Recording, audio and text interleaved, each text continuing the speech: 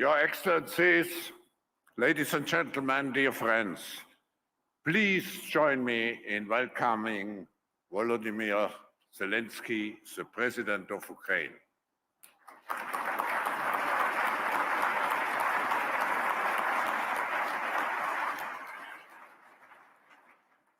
Mr. President, after having had the pleasure to welcome already the last 2 years very powerful delegations from your country, it's now my great honor to actually welcoming you back to Davos, because during your remarks at the annual meeting 2020, where you were among us, you mentioned that the biggest threat to a cohesive and sustainable world was security.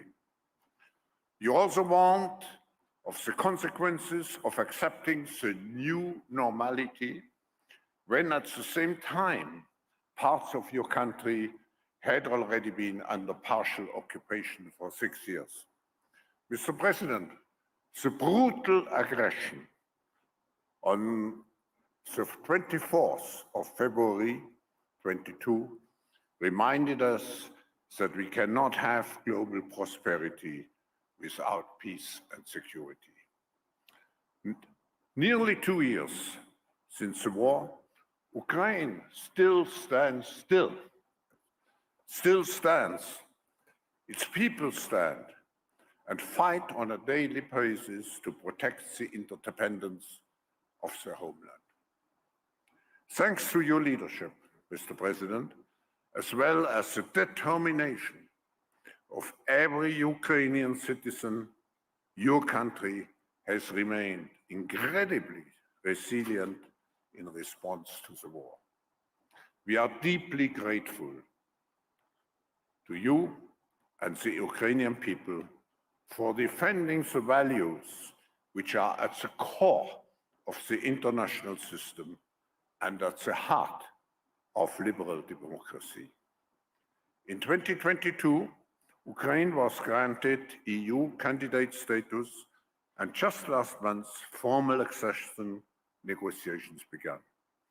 There is no question that Ukraine remains firmly on the path of European integration as a result of you and your government's policies. We are eager to hear from you on what lies ahead for Ukraine in this critical time for your country, not only for your country, for Europe and for the world. Mr. President, the floor is yours.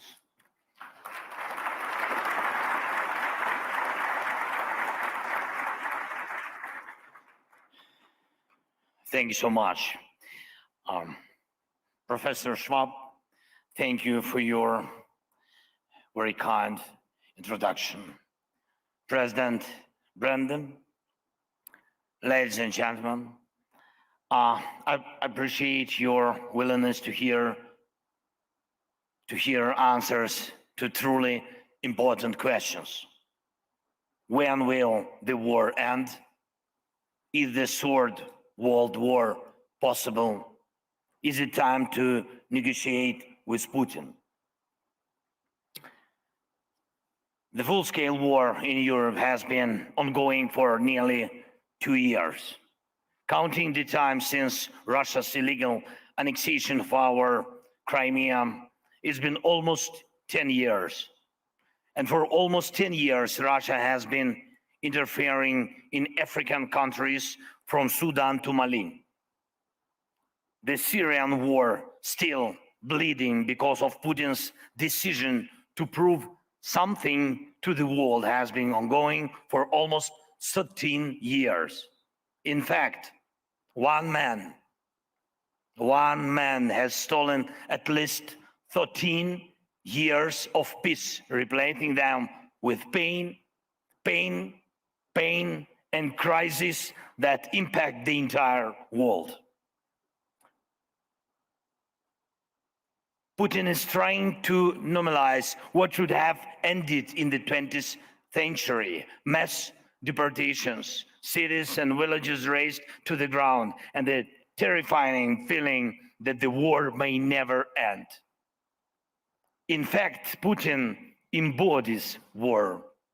We all know that he is the sole reason why various wars and conflicts persist and why all attempts to restore peace have failed, and he will not change.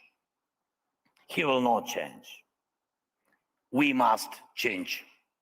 We all must change to the extent that the madness that resides in this man's head or any other aggressor's head will not prevail.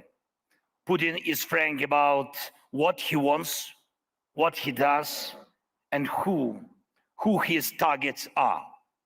His answer to the duration of the war is always war, without an end, and he wants in this way. His answer to the limits of chaos in the world is the boundless support of terrorist forces. He enjoys conflicts that cause suffering to others. His answer to calls for peace is supplying more and more weapons from North Korea and Iran. Regimes like his exist as long as they wage wars. And we all in a free world exist as long as we can defend ourselves. If anyone thinks this is only about us, this is only about Ukraine, they are fundamentally mistaken. Possible directions and even timeline of a new Russian aggression beyond Ukraine become more and more obvious. Let me ask very honestly, which European nation today can provide a combat-ready army on par with ours, holding back Russia? And how many men and women are your nation ready to send to defend another state, another nation?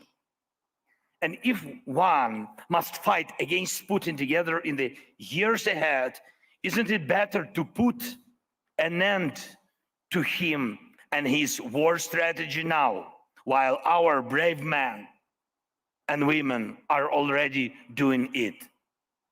They are the world's chance.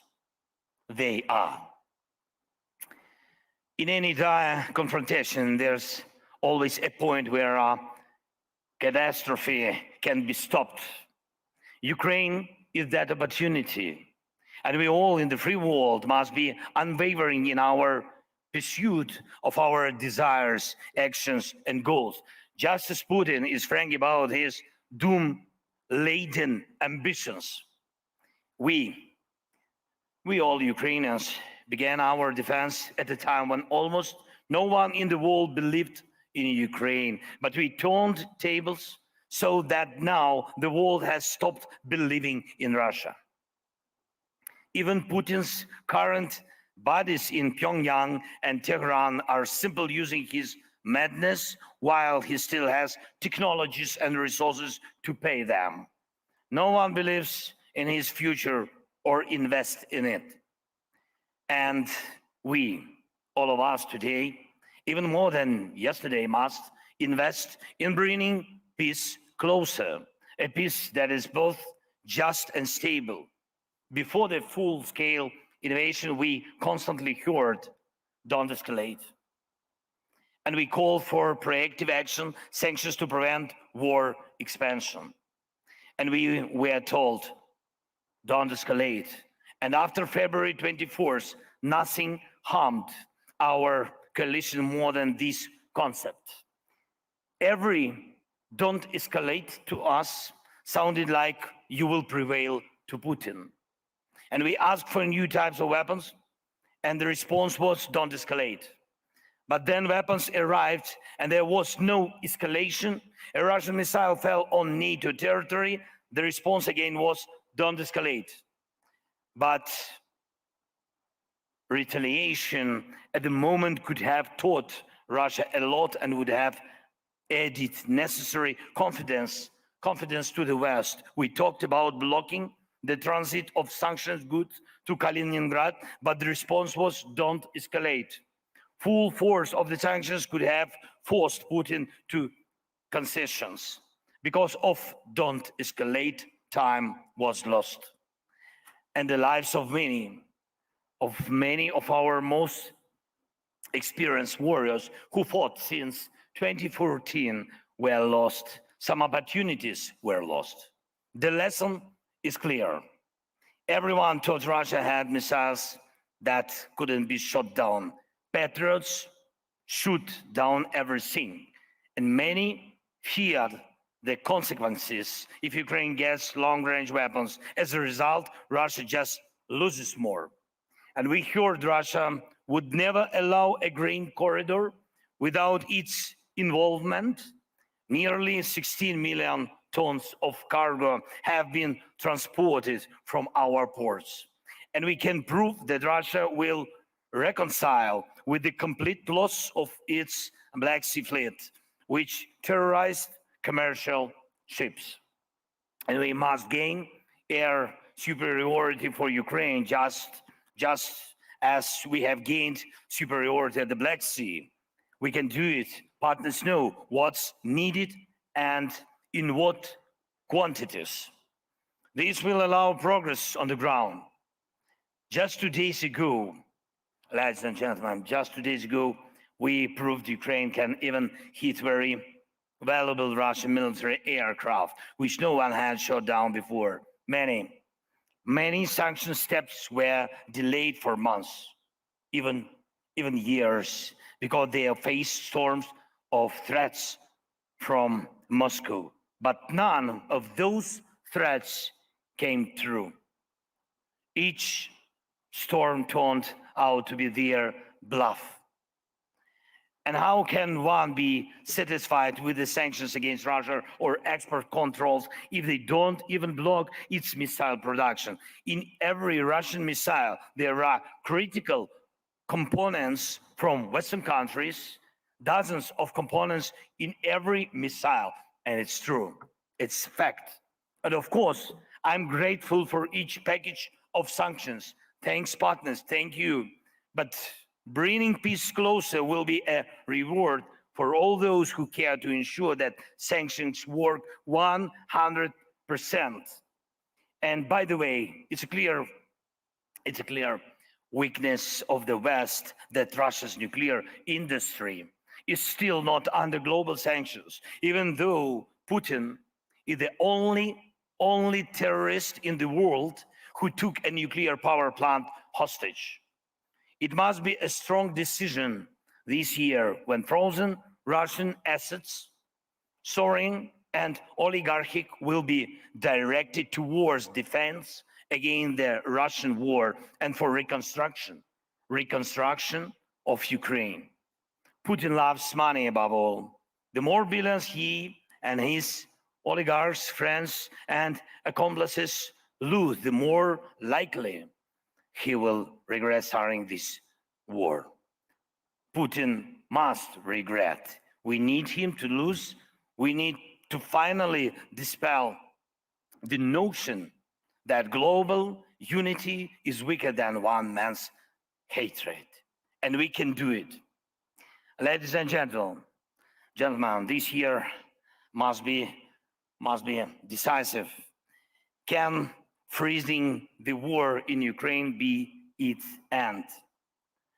I don't want to settle for the truism that any frozen conflict will eventually reignite.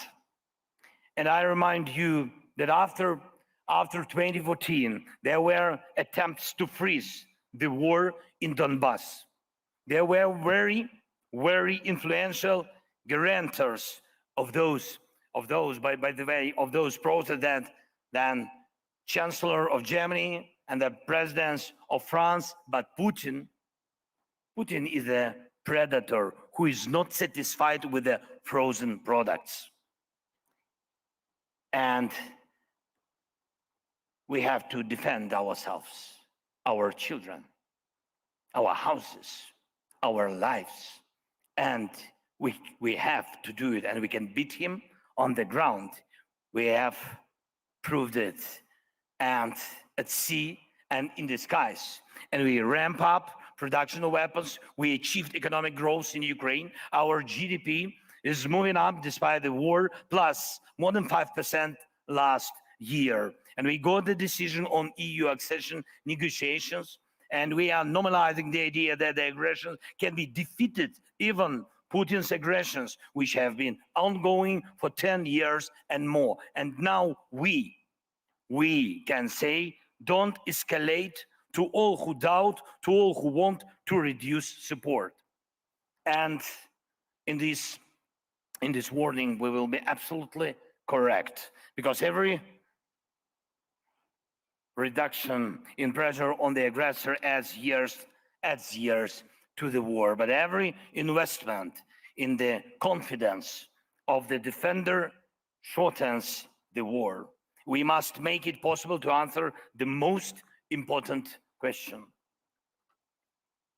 The war will end with a just and stable peace.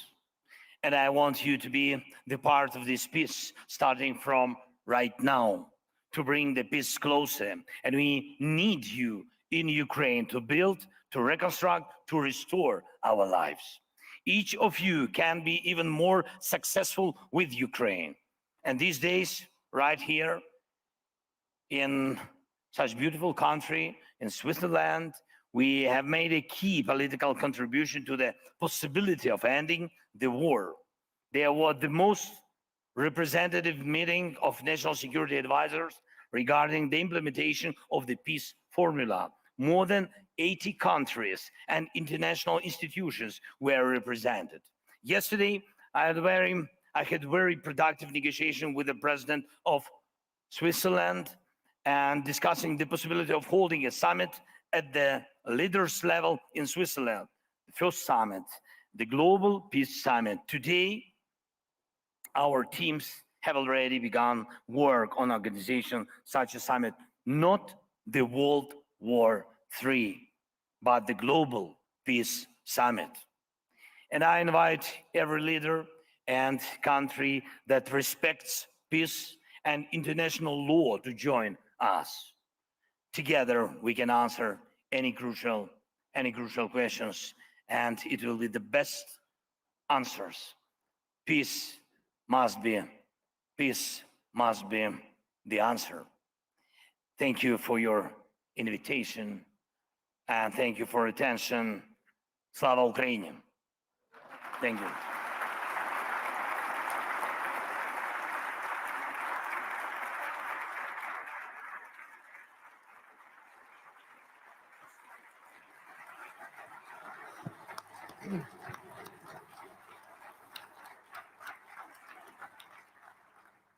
Mr. President, I think you can feel the warmth from the audience. I never seen this room so full. And thank you for your historical speech here in Davos. I think we all know when we are witnessing history, and with President Zelensky, he's one of the historical figures of our time. To stand against Russia as one of the largest military powers in the world, like you and your people have done, is, of course, truly historic.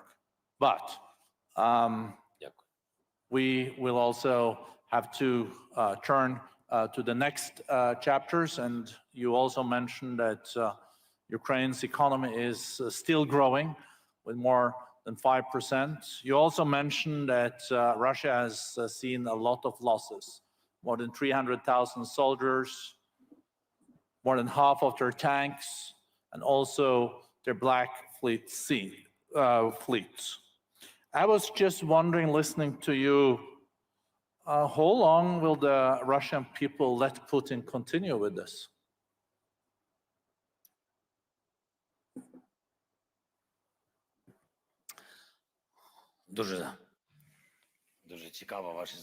Your question is quite interesting. Let's see if everyone gets on. Yeah, please. And here you have some water. Try. No, I have water. Okay. I will wait. I have enough time till morning. No, I have no time. Sorry. Yeah. You have a war to win, no? Okay. I have a lot of work. Thank you so much.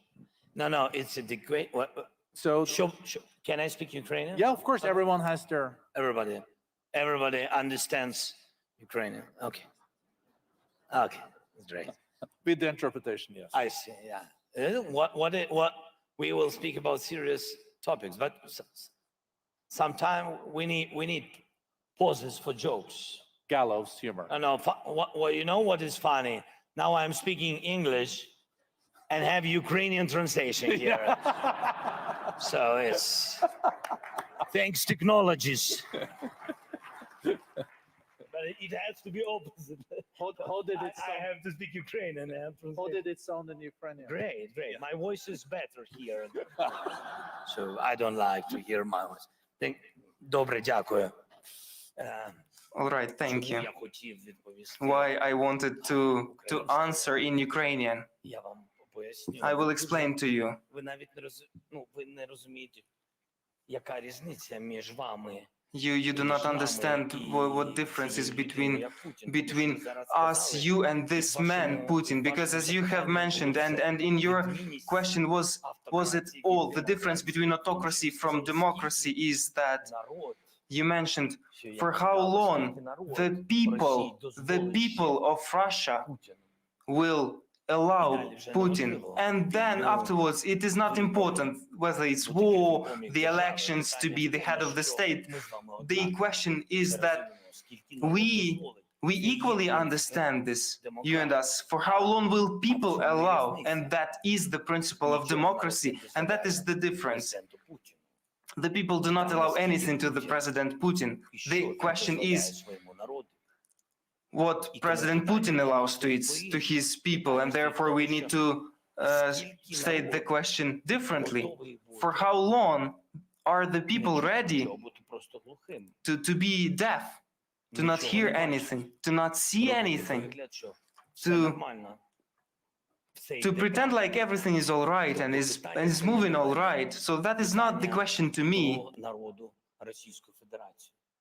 That is the question to the people of Russian Federation, whether they are capable of changing themselves or not. And that is the situation. And Putin, that is what I was saying. I don't believe that that man is capable of changing, because only humans can do that. Very interesting. I'll try another question then. We know that... Try. Yeah, try. I'm realistic. We know that the EU and the US has now been holding back for a week or two the latest support to Ukraine. I know that you're meeting European leaders. You met with President von der Leyen. You also meet with the key American leaders here. Are you concerned that this is taking a lot of time, or is this just a question of weeks before it is resolved?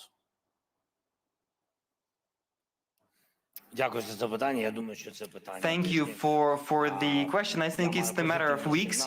I have positive signals that Europe is supporting us, the countries of the European Union, and I believe we will also manage to solve the question regarding the aid in Congress. Without it, it is not possible. We have had many discussions, dialogues, and meetings, and I think that we are not wasting our such precious time to us, because we at times of war need to be in our state. It is important to come here, to communicate with partners, to meet, but nonetheless, there are priorities in times of war. And therefore, I am sure that I believe that there will be very positive reaction from our partners. We do not allow Russia to occupy us. We stand firm thanks to our warriors.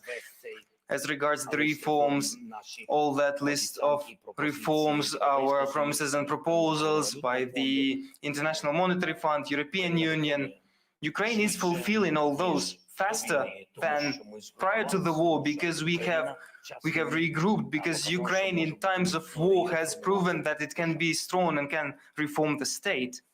I think also, Mr. President, a good reminder to all of us that when Putin attacked, saying that it was just false allegations that he was going to attack Ukraine, that he said the evening before the attacks started, you've been able to take back 50% of the territory that he occupied. I think it's also important to remind ourselves that you did even before you got the Western weapons support that was based on your old army.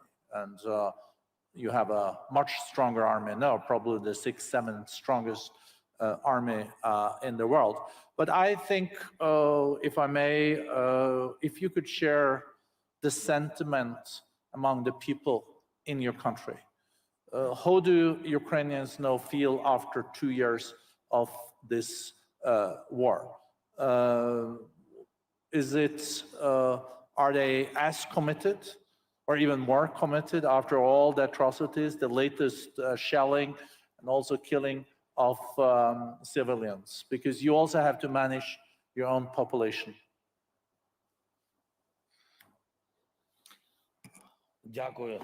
Thank you for a rather difficult question. First and foremost, Ukrainian people will never forgive Putin and to all those who have sponsored and committed all this terrorism, who took our lives from us, our people, our children, the time of those children that have survived, thanks God, but who were forced to grow up and become adult because of this war. They were deprived of childhood simply. And my condolences to all those who were deprived of close ones, of people. Therefore, to mention anything about forgiveness, it is said that the time is playing at Putin's hand and that people in Ukraine will forget. No, to rest in this world or in the other world, neither he nor his children or grandchildren will not have safe rest. Yes, we are not terrorists, therefore we will have criminal legal processes, and there will be responsibility. There has to be responsibility because after this terror, the others will come. Autocracy, aggression. It would mean that it is possible to do so if there would be no consequences. Therefore, nobody will never forgive nothing to anybody. But not this supports the morale, the spirit of Ukrainians, not revenge. We cannot compare revenge to justice. I have now covered justice, not revenge, but justice. Justice has to be in sentences, in precise years and places where they need to spend their long, many-year vacation. The issue is in justice. The morale is supported by the desire of Ukrainians to be free and for freedom, for the human rights, for your own choice, how you want to live, whom you want to elect, whom you want to love, where you want to rest. For it is for this choice, for the sake of freedom, that Ukrainian people are fighting bravely, courageously, resiliently. And I believe that it is fighting for our common values. It is difficult to understand the price of such values when you do not have war. Therefore, your support is so important. It is so important for the people to understand the price of it before the disaster comes. And if we unite all together and unite in the help to Ukraine and in isolating Putin, and if we do that, that will be a right preventive political steps so that the war do not come to other countries, to Ukraine, And this is what Putin wants. By distracting his slavery population of poor people, he is not capable of building up market economy in Russia. He did not succeed in that. He did not manage to create middle class out of poor people, to let people enjoy the results of their work, to enjoy their lives.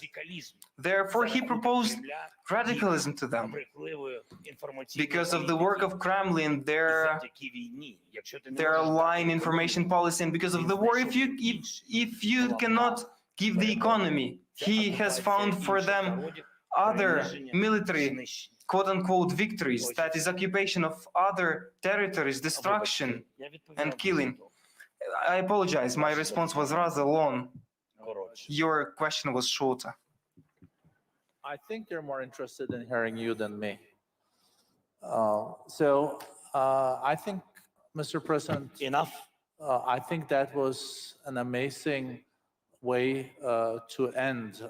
Maybe just short question, how can we in this room, and also we discussed this morning with, you had 70 global CEOs in the room, how can we even better contribute for the principles you laid out and for Ukraine? I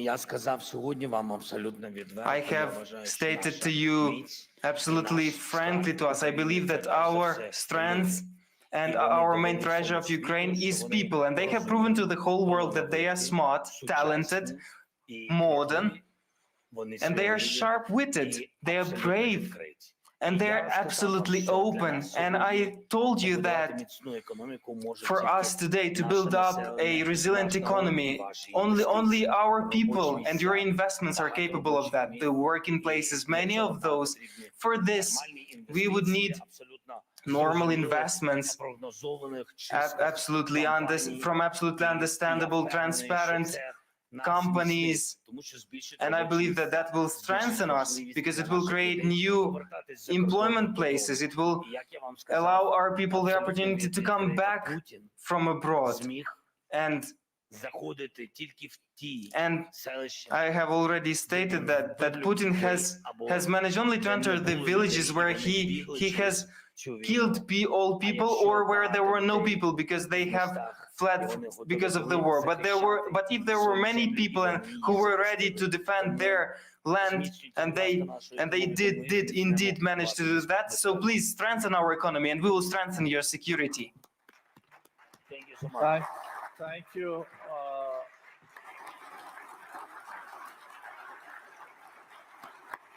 Thank you very much. Thank you, Mr. President. It's been an, you see? Thank you very much. Thank you so much. Thank you very much. Okay, thank you. Thank you so much.